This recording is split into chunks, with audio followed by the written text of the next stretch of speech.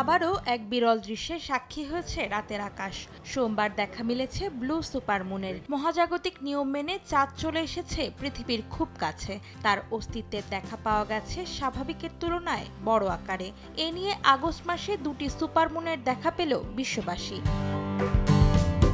তুরস্কের ইস্তাম্বুলের রাতের আধার কেটে যায় ব্লু সুপারমুনের আলোতে। এ সময় বসফরাস প্রণালীতে নৌকা ভ্রমণ করে সময়টি উপভোগ করে শহরের বাসিন্দারা। সুপারমুনের দেখা মিলেছে দক্ষিণ কোরিয়ার রাজধানী সিউল সহ বিভিন্ন শহরে। চাঁদের এই অপরূপ দৃশ্য দেখতে শহরের বিভিন্ন স্থানে ভিড় করেছেন অনেকেই। এত কাছ থেকে চাঁদের দেখা পাওয়ায় উচ্ছ্বসিত তারা।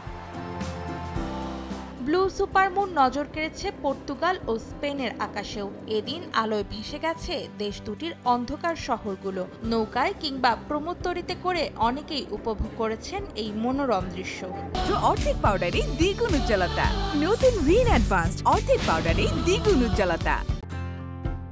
চাঁদ যখন পৃথিবীর সবচেয়ে কাছে অবস্থান করে তখনই সুপারমুন দৃশ্যমান হয়। নীলকে বোঝানো হলেও আদতে এ সময় চাঁদের রং হয় লালচে কমলা।